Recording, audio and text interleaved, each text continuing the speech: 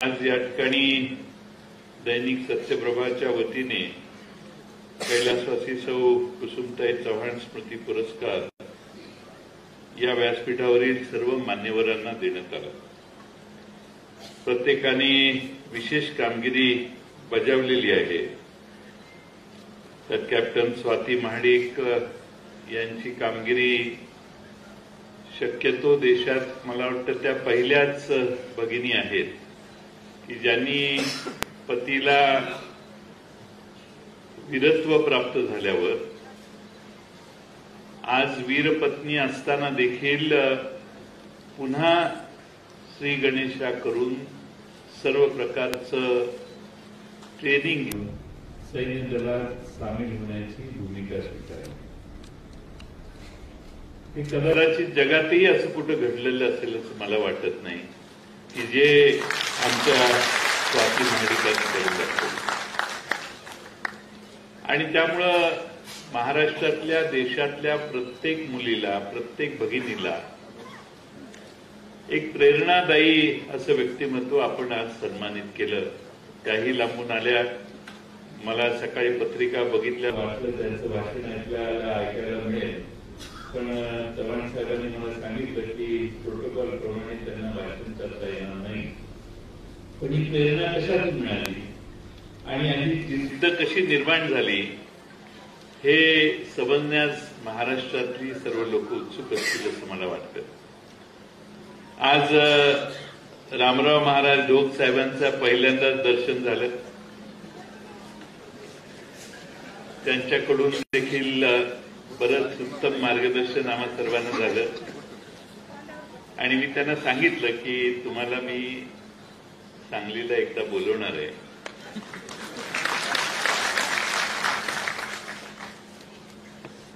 रामायण आणि महाभारतातला अर्थ फार थोडक्यात त्यांनी समजावून सांगितलं। महाभारत चालू असताना रामायणाची किती गरज आहे हेही निर्धारून चांगल्या पद्धतीनं त्यांनी आपणा सर्वांना सांगितलं।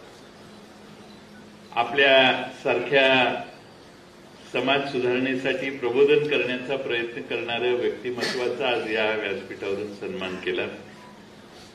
शेखर देसरडाजी यांनी स्वकर्तृत्वावर वडिलांच्या नंतर धुरा पुढे नेत अतिशय उत्तम उद्योग सुरू केले। औरंगाबादपर्यंत पोहोचणं ठीक आहे, पण अगदी ब्राझीलपर्यंत आणि जगाच्या सर्व खंडात जवळपास आलं त्यांनी त्यांची कार्यालय आणि त्यांचं काम सुरू केलेलं आहे। एवढा मोठा माणूस आपल्या मातीतला जगाच्या पुढे जातो याचा अभिमान आपल्या सर्वांना आहे। शेखर देसरडांचा देखील आपण सन्मान केला। विश्वंभर चौधरींनी इथं न येता आमचं बरंचसं काम केलं। त्यांचं मनोगत ऐकल्यावर सर्वांनाच कळलं असेल की सामान्य माणसाच्या मनात आज काय, आणि त्यामुळे ते जरी इथं आलेले नसले तरी त्यांचं मी आभार मानेन की या देशात काय चाललेलं आहे याची 2-4 वाक्य त्यांच्या भाषणात ऐकल्यावर हे माझं मत नाही, पोकर्णाजी आपल्यासारख्या तिकडून परत इकडं आलेल्यांचंही मत नाही।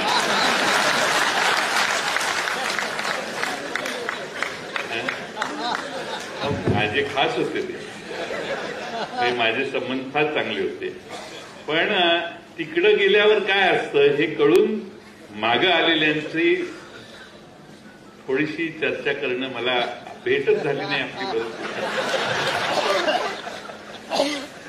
पण तिकडं गेल्यावर जाणाऱ्या दिवशीच महत्व असतं, नंतर कधी महत्व नसतं।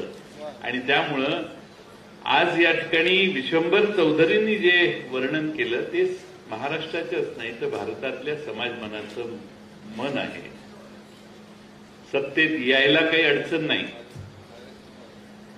1, 2, 3, 4, 5, 6, 7, 8, 9 सरकार पाडणं आणि आमचं त्या राज्यात प्रभुत्व आहे दाखवणं हा एक वेडा अभ्यास या देशाच्या राज्यकर्त्यांना का निर्माण झालेला आहे हे आजही कुणाला कळायला पाहिजे। लोकशाहीने निवडून दिल्यानंतर सत्तेवर बसल्यानंतर राज्य करावं आणि जेव्हा लोकांत पुन्हा जाण्याची संधी मिळेल त्यावेळी लोकांना पटवून पुन्हा आपला राज्य निर्माण करण्याचा प्रयत्न करावा हा साधारणपणाने स्वातंत्र्यानंतर आतापर्यंतच्या सगळ्यांनी अवलंबलेला मार्ग आहे. 7-7.5 वर्ष शंकरराव चव्हाण साहेब गृहमंत्री होते. महाराष्ट्रात तेव्हा ईडी कुणालाही माहित नव्हती. त्यावेळी बीडी माहीत असायची पण ईडी माहीत नाही. आता माणसं बीडी विसरले पण ईडी मात्र सगळ्यांना कळली. चव्हाण साहेबांनी त्यांच्या 7-7.5 वर्षात कधी असं एखाद्याविषयी शपथ घेताना देखील मी कोणाबद्दलही द्वेषभावना ठेवणार नाही, ममत्व भाव ठेवेन, कोणाबद्दलही सुडाची भावना ठेवणार नाही, अशा आशयाची शपथ मंत्री होताना आम्ही सगळेजण घेतो. पण त्या शपथेचा विसर सत्तेत आल्यावर सर्वच जण अलीकडे करायला लागले. ही भारतीय देशाच्या राज्यघटनेसमोर आणि लोकांच्या समोरचा सगळ्यात मोठा प्रश्न आहे असं मला वाटतं. सत्ता येते आणि जाते, काही अडचण नाही. आलेली सत्ता पुन्हा येऊ शकते, गेलेली. काही लोकांनी मी पुन्हा येईन पुन्हा येईन पुन्हा येईन, तुम्ही आठवण करून दिली आम्हाला. हा जो मीपणा आहे त्यापेक्षा अशोकरावजी चव्हाण साहेब आणि मी, आम्ही सर्वजण पुन्हा महाराष्ट्राला सांगू इच्छितो की आम्ही पुन्हा 2024ला येऊच. काही चिंता करायची काम नाही. सत्ता गेलेली आहे त्यामुळे थोडीशी आपल्या सगळ्यांच्या मनात थोडीशी किंचितशी 5-10% नाराजी असेल, मी नाही म्हणणार. पण आपल्या या 2-2.5 वर्षाच्या काळामध्ये सरकारने अतिशय उत्तम चांगले निर्णय घेतले आणि हे निर्णय लोकांच्या पर्यंत पोहोचवण्याचं कामही कमी अधिक प्रमाणात झालं. पण सत्यप्रभा सारख्या दैनिकाची गरज काय आहे, तर जे चांगलं आहे ते लोकांपर्यंत पोहोचवण्याचा आता प्रयत्न प्रचंड प्रमाणात करावा लागतो. आम्ही एखादं भाषण केलं, एखादी मतं मांडली तर 2-4 मिनिटात डीपी सावंत साहेब टीव्हीवरून निघून जातात. पण चुकीचं काही गैरसमज पसरवणार असेल तर ते सातत्यानं दाखवण्याची प्रथा अलीकडे देशात सर्वांच्यात नाही पण काही लोकांच्यात निर्माण झाली. आणि म्हणून सत्यप्रभा 1970 साली प्रभाकर रावकेंनी सुरू केलं, मधल्या काळात बंद पडलं. अशोकरावजी चव्हाण साहेबांनी पुन्हा 2002 साली ही व्यवस्था पुन्हा सुरू केली.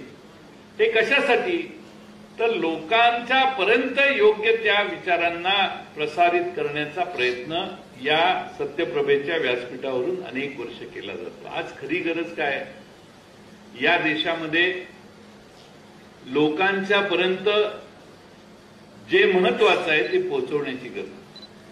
आज पेट्रोल जर महाग झालं, डिझेल महाग झालं असेल, गॅस महाग झाला असेल तर त्याची बातमी होऊ शकत नाही. पण आमचं सरकार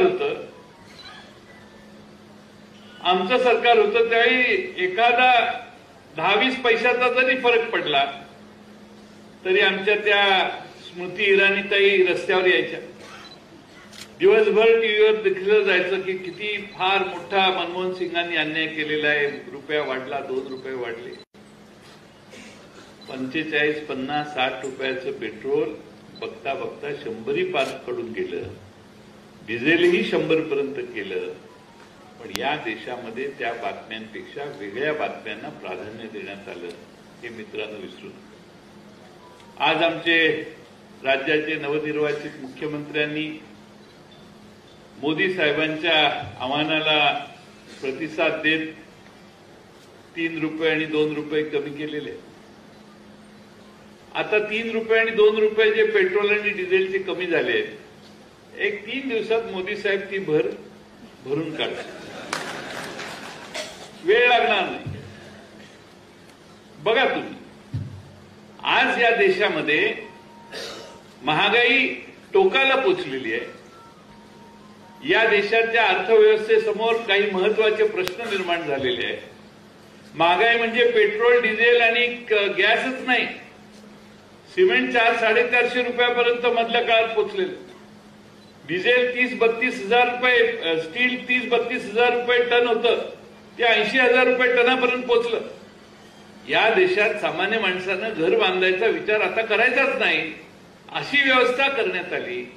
आज ते सगळं कमी पडलं. म्हणून या देशामध्ये खाण्याच्या, अशोकरावजी चव्हाण साहेब मुख्यमंत्री होते, विलासराव देशमुख साहेब मुख्यमंत्री होते, त्यावेळी जीएसटी आला, वॅट आला, सेल्स टॅक्स गेला, वॅट आला. त्या सगळ्या काळामध्ये अन्नधान्यावर कधीही टॅक्स बसवायचा नाही, हे महाराष्ट्रानं केंद्र सरकारच्या वॅटच्या प्रदत्त समितीसमोर मत मांडलं. ते मी त्यावेळेचा अर्थमंत्री म्हणून राज्य सरकारच्या वतीनं मांडत होतो. महाराष्ट्रात वॅट आला त्यावेळी जीएसटी, आपल्या अन्नधान्यावर टॅक्स आपण बसवला नाही. या देशामध्ये आज या राज्यकर्त्यांना अन्नधान्यावर तुम्ही जे खाताय त्याच्यावर देखील टॅक्स बसवण्याची इच्छा झाली. 5% आता तुम्ही गहू, तांदूळ काय जे खरेदी कराल त्यावर आता 5% टॅक्स आहे. हे धाडस कसं होऊ शकतं? हे धाडस अशा सत्यप्रभेच्या सारख्या वाहिन्या आणि वर्तमानपत्र जी आहेत त्यावर काबू मिळवल्यानंतर आपल्याला पाहिजे तेच या देशात दाखवायची व्यवस्था जर आम्ही करणार असू तर मग अशी धाडसं करायला काय अडचण आहे? ही मानसिकता त्यात. त्यामुळे 5% अन्नधान्यावरचा टॅक्स जीएसटी हा कदाचित 5-3% करतील, कदाचित 4% करतील आणि पुन्हा त्याच्या बातम्या येतील की मोदी साहेबांनी 1% टॅक्स कमी केला, किती मोठं काम केलं. अरे 0%चा टॅक्स 5%वर पोचलेला आहे.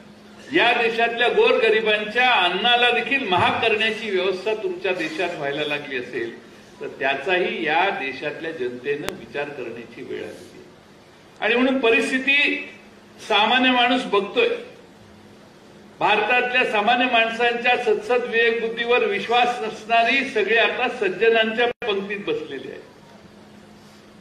आमचा सगळ्यांचा सद्सद विवेक बुद्धीवर भारतातल्या जनतेच्या महाराज विश्वास आहे आणि आपल्यासारखे समाज प्रबोधन करणारे जोपर्यंत आमच्या बरोबर आहे तोपर्यंत समाजामध्ये चांगल्या विचाराला नेहमी महत्व दिलं जाईल.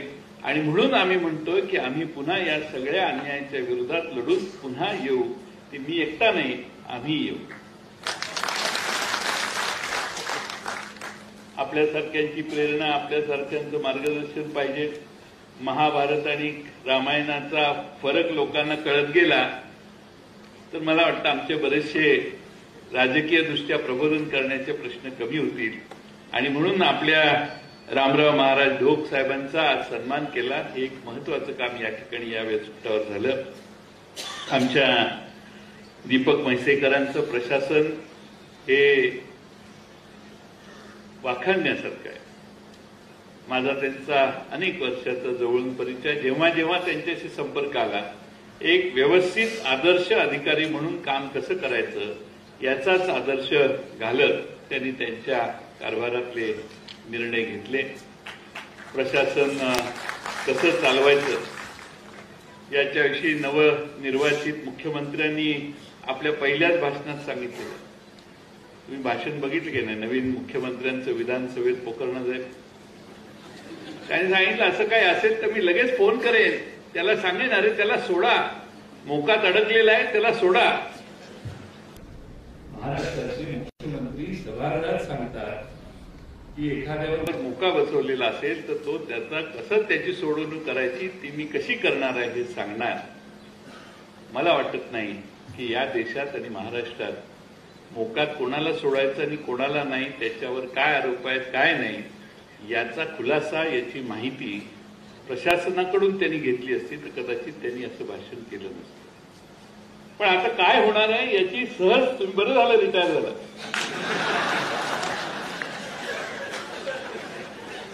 त्या अधिकाऱ्यांची पंचायत. आणि म्हणून आज एका चांगल्या सर्व सज्जनांचा सत्कार या ठिकाणी अशोकरावजी आपल्या उपस्थितीत या ठिकाणी होतोय. सज्जनांचा सत्कार करत असताना आदिनाथ कोठारे यांच्यासारख्या एका उत्कृष्ट आणि प्रतिभावंत अशा कलाकाराचा, अशा सिनेमात ज्यांची प्रभावी व्यक्तिमत्व महाराष्ट्र बघतोय त्यांचाही सन्मान करण्याची संधी मिळाली. आमच्यासारख्यांना काय नट जवळून बघायला मिळालं तरी आम्ही खुश असतो. तुमच्या वडिलांना मी अनेक वेळा भेटलोय, पण आज तुमचा दर्शन झालं. मला चित्रपटाची, मराठी चित्रपटाची परिस्थिती आता बरीच बदलली आहे आणि चित्रपटी थिएटरमध्ये जाऊन बघण्याची परिस्थिती आता राहिलेली नाही. घरात नेटफ्लिक्स पासून अनेक वाहिन्या आपल्याला वेगळे तुमच्या चॉईसचे सिनेमे दाखवायला लागले. एवढा प्रचंड बदल त्या सिनेसृष्टीच्या व्यवस्थेत आणि व्यवसायात झालेला आहे आणि म्हणून आपल्या सर्वांच्या वतीनं आदिनाथ कोठारेंना मी मनपूर्वक शुभेच्छा देतो. त्यांच्या भावी कारकिर्दीला निश्चितपणाने एका उमेदीचा हा नट भारतात, देशात, मराठी भाषेत आणि हिंदी भाषेत देखील चमकेल असा विश्वास बाळगतो. आज आपण सर्वांनी मला या ठिकाणी निमंत्रित आवर्जून केलं. अशोकरावजी चव्हाण साहेबांच्या भाषणात काही उल्लेख आले. संध्याकाळी सभा आहे, त्याच्यावर मी निश्चितपणाने संध्याकाळी बोलेन. पण महाराष्ट्राच्या, मराठवाड्याच्या तुटीच्या प्रदेशात पाणी जास्तीत जास्त आणण्याचे जे मूलभूत निर्णय आहेत ते आमच्या सरकारने घेऊन टाकले. मुकणे धरण, वैतरणीतनं मुकणे धरणात 12 टीएमसी पाणी, पहिल्यांदा 1 टीएमसी पाणी ट्रान्सफर करण्याची त्या धरणाच्या भिंतीत डिझाईन होतं. जेव्हा मी या खात्याचा मंत्री झालो त्यावेळी त्या मुकणे धरणाचं डिझाईन बदलायला लावलं आणि त्या धरणामध्ये 12-13 टीएमसी पाणी जास्तीत जास्त राहतं. त्यातले 12च्या 12 टीएमसी पाणी ट्रान्सफर होईल आणि मुकणे धरणातनं गोदावरी खोऱ्यात येण्याची, आणि आपण ज्याचा उल्लेख केला, जे धरण फक्त आणि फक्त स्वर्गीय शंकररावजी चव्हाण साहेबांच्यामुळे मराठवाड्याला मिळालं, त्या पैठणच्या जायकवाडी धरणात ते पाणी 10 ते 12 टीएमसी पाणी येण्याची व्यवस्था पूर्ण झाली. डीपी सावंत साहेब टेंडर निघालेलं आहे. मी त्यांना घेऊन नारळ फोडायला जाणार होतो. आमचं ठरलं होतं, निरोपी झाले, पत्रिकाही छापल्या, पण त्या मुकणे धरणाच्या, वैतरणीच्या काठावरची जी लोक आहेत त्यांची एक मागणी आहे की आमच्या जमिनी आम्हाला ज्या वापरल्या गेल्या नाहीत त्या परत द्याव्यात. जिल्हाधिकाऱ्यांच्याकडून ती प्रोसेस चालू आहे. 5-6 वेळा मी मीटिंग घेतल्या. आता जवळपास ती प्रोसेस संपेल. त्यांचं प्रोसिजर करून लिलावाने त्यांना जमिनी परत द्यायची प्रोसिजर पूर्ण होईल. त्यावेळी त्या मुकणे धरणाचं काम कदाचित या महिन्यात, 1.5 महिन्यात चालू होईल. त्यावेळी वर्ष, सव्वा वर्षातच ते काम पूर्ण होईल. आणि मराठवाड्यात माझा प्रयत्न होता 2024च्या निवडणुकीच्या आधी मराठवाड्यात जायकवाडी धरणात 10 ते 12 टीएमसी पाणी तिथलं आणायचं. त्याच्या खाली, वैतरणीच्या खाली 7 टीएमसी पाणी आपण लिफ्ट करून आणणार आहे. तेही पाणी अतिरिक्त काही नाशिकला आणि उरलेलं आपल्या मराठवाड्यातल्या जायकवाडीच्या धरणात पोचवायचं, असा व्यवस्था केलेली आहे. त्याचबरोबर वळण बंधाऱ्यांना बरीच गती आपण दिलेली आहे. चव्हाण साहेब म्हटले मगाशी, त्यावेळी प्रचंड मोठ्या प्रमाणात बरीच कामं फॉरेस्टमध्ये अडकलेली वगैरे सोडवून आपण अंतिम स्टेजवर कामं सुरू होण्याच्या स्टेजवर आलेत. माझा अंदाज आहे की पुढच्या 24 सालापर्यंत आमचा प्रयत्न होता की 24 सालापर्यंत मुकणे धरणाचं हे 8-10 टीएमसी पाणी अधिक पलीकडून वळण बंधाऱ्याच्या मार्फत आणखी 4-5 टीएमसी पाणी अतिरिक्त काढायचं आणि इकडे आणायचं, वळवायचं, हा आमचा प्रयत्न होता. कदाचित 2027-2029 सालापर्यंत ते सगळे प्रकल्प पूर्ण झाले तर जवळपास 30 टीएमसी पाणी हे वळवण्याचं आपल्याला समाधान मिळाल्याशिवाय राहणार नाही. आणि म्हणून हे सगळे प्रयत्न करत असतानाच मराठवाड्याच्या तुटीवर काय मार्ग म्हणून बऱ्याच चर्चा झाल्या. आम्ही माजलगावच्या धरणाचा उल्लेख 75च्या नंतर झाला, त्यामुळे त्यातलं 19-19.5 टीएमसी पाणी आपल्याला नंतरच्या 102 टीएमसी मध्ये धरावं लागलं.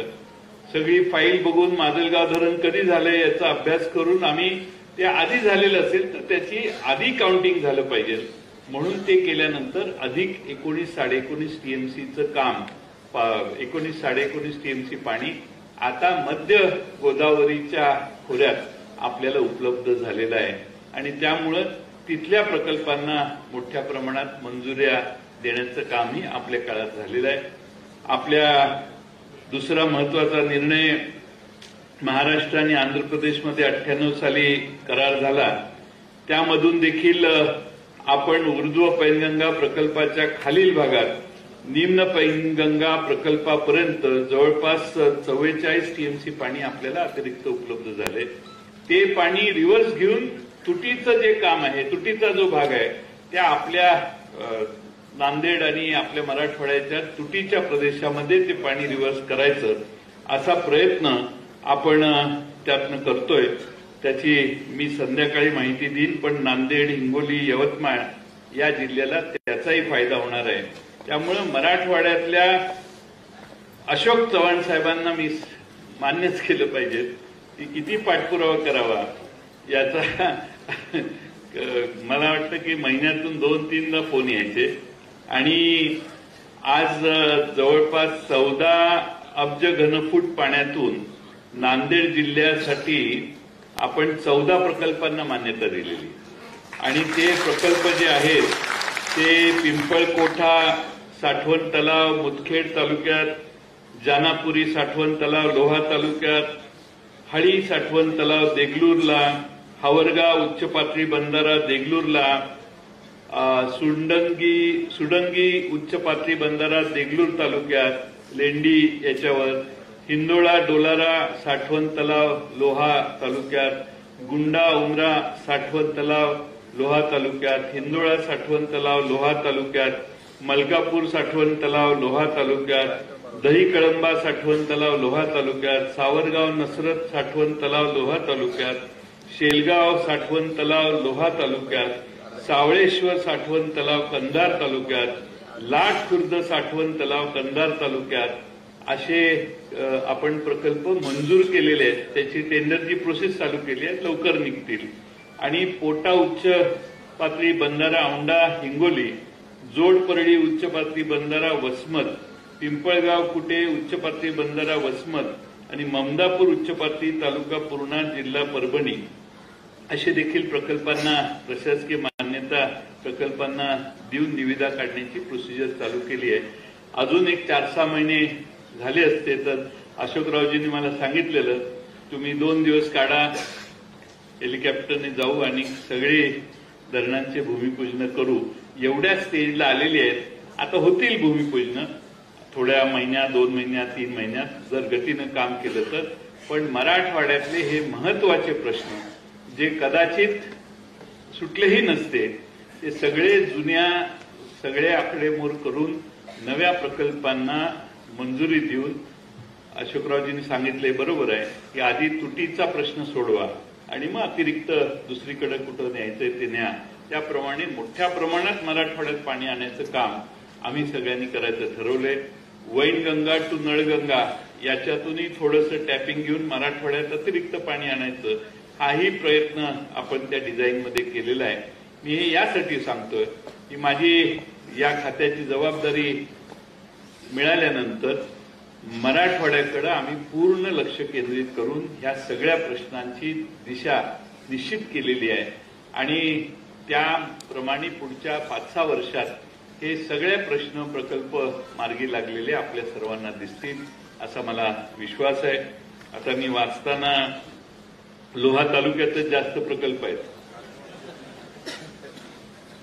आता तिकडे जाऊन बसायची काय गरज होती का?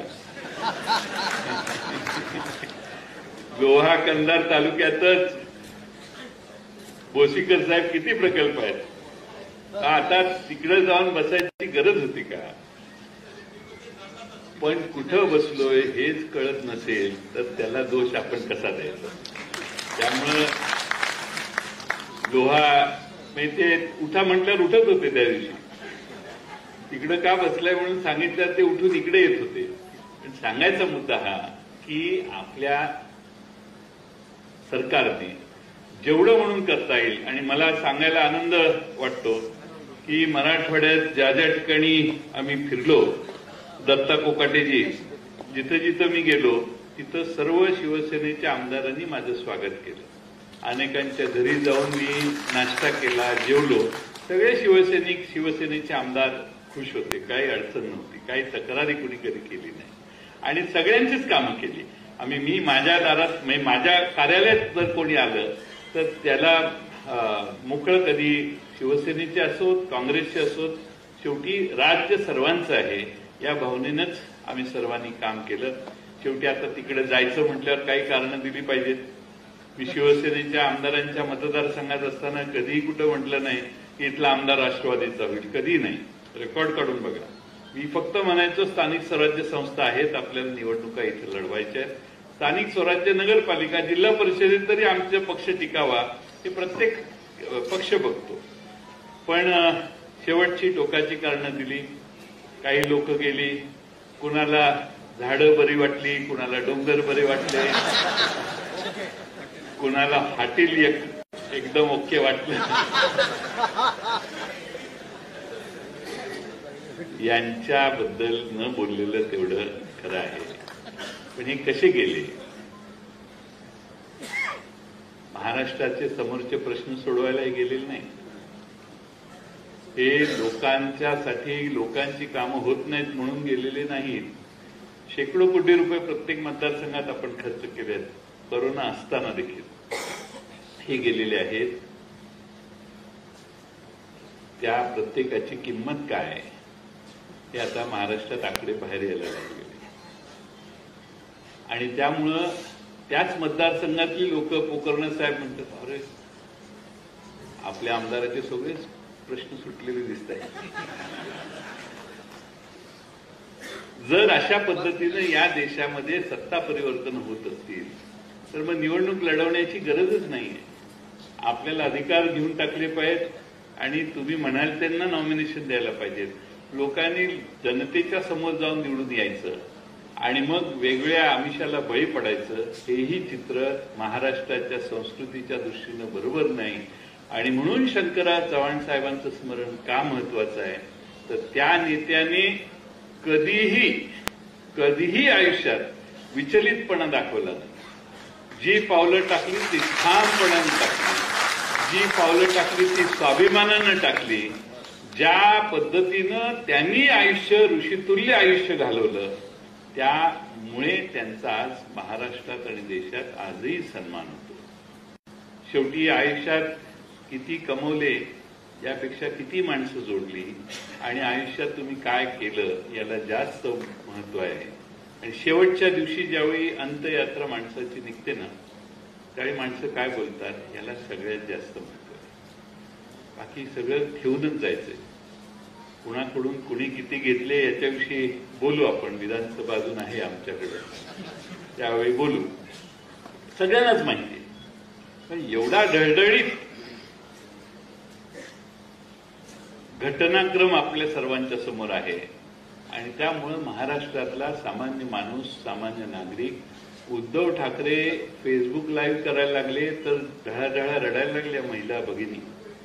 उद्धवजी आमचे मुख्यमंत्री, त्यांनी आपलं मनोगत व्यक्त केलं. सत्ता सोडताना जो सहजपणा दाखवला, तो सहजपणा दाखवताना त्यांनी आपल्या महाराष्ट्रातल्या सामान्य माणसांची मनं जिंकली.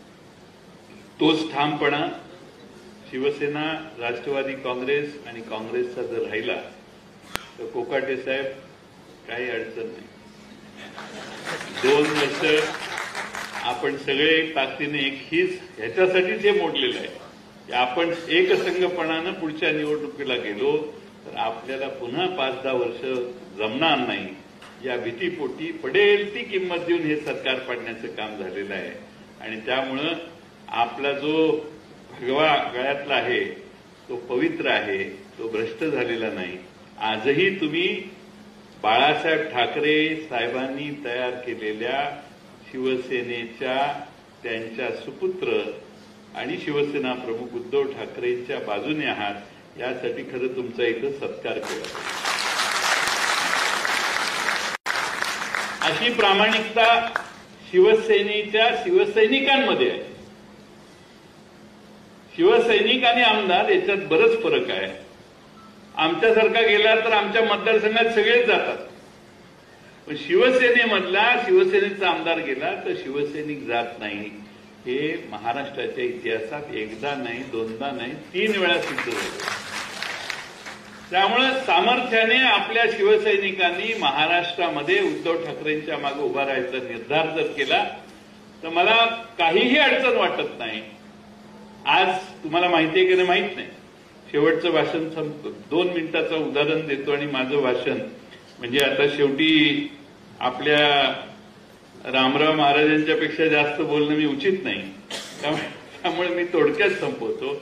महाराज अरुणाचल प्रदेश नावाचं एक राज्य आहे, त्यासाठी असाच सत्ता पालट झाला. असेच सगळे इकडून तिकडे गेले. सरकार जुन्या मुख्यमंत्र्यांना घरी जायला लागलं, नवे मुख्यमंत्री नेमले. सुप्रीम कोर्टात प्रकरण गेल्यावर कोर्टाने या देशाच्या सुप्रीम कोर्टाने एक खंडपीठ तयार केलं आणि 5 जणांच्या जज समोर याचा विचार करायला दिला. त्यांनी 4-6 महिने घेतले विचारायला आणि त्यांनी सांगितलं या राज्यपालांनी केलेल्या सगळ्या कृत्या बेकायदेशीर आहेत. त्या कृती बदलून मूळ जो मुख्यमंत्री आहे त्याला पुन्हा मुख्यमंत्री त्यांनी केला. त्यामुळे न्याय नाही असं नाही. आमच्या सुप्रीम कोर्टावर आता काल सुप्रीम कोर्टाने 5 जणांचं बेंच तयार केलेलं आहे. त्यांच्या पुढे लिमिटेड प्रश्न आहे 16 जणांच्या डिस्क्वालिफिकेशन बद्दल, गटनेता ठरवण्याबद्दल. ते काहीतरी होईल. पण आज महाराष्ट्रात मतदान ज्यावेळी झालं आमदारांचं, त्यावेळी महाराष्ट्राच्या विधानसभेच्या उपसभापतींनी निकाल घोषित करण्याच्या आधी सांगितलं की माझ्यासमोरही मतदान झालेलं आहे. या शिवसेनेचा व्हीप आदेश, पक्षादेश डावलून शिवसेनेच्या आमदारांनी मतदान केलेलं आहे आणि हे मतदान करण्यात आलेलं आहे, त्याची नोंद सभागृहांनी घ्यावी अशी नोंद करण्यात आलेली. त्यामुळे आता एव्हिडन्स गोळा करायची गरज नाही, वेळ नाही आणि त्यामुळं एव्हिडन्स सकट मतदानाची घोषणा कोणाला किती आणि कोणाला किती हे झालेलं आहे. त्यामुळं महाराष्ट्राच्या विधानसभेच्या अध्यक्षांनी ताबडतोबीने याच्यावर विचार करून निर्णय घेणं आवश्यक आहे. आज सुप्रीम कोर्टाने सांगितले आमचं होईपर्यंत निर्णय घेऊ नका. सुप्रीम कोर्टाकडे हे सगळे जे क्रॉस वोटिंग झालेलं आहे हे ज्यावेळी जाईल त्यावेळी आम्हा सगळ्यांना खात्री आहे की त्याचा निकाल वेगळा आल्याशिवाय राहणार नाही. अधिक बोलायची गरज नाही. न्यायालयात प्रकरण असल्यामुळे याच्यावर जास्त भाष्यही आम्ही करू इच्छित नाही. पण आपल्या महाराष्ट्रातल्या जनतेनं या सर्वांचा विचार करायला सुरुवात करायला पाहिजे आणि त्या सुरुवातीचा प्रसार महाराज आपल्यासारख्या मान्यवरांनी महाराष्ट्रात हे सगळं जे झालेलं आहे याच्यावर महाभारत आणि रामायण यांची तुलना करून आपण महाराष्ट्राला संबोधित कराल असा विश्वास मी बाळगतो. आपण सर्वजण या ठिकाणी एका चांगल्या कार्यक्रमाला मला येण्याची संधी दिली. मी आज या ठिकाणी आपल्या सर्वांचंच आभार मानेन. आज या निमित्तानं बाहेर पूर आहे, पाऊस मोठा झालेला आहे, तरी देखील सर्व मान्यवर उपस्थित राहिले. आपणही मोठ्या संख्येने उपस्थित राहिला त्याबद्दल आपल्या सगळ्यांचे मनपूर्वक मी आभार मानतो.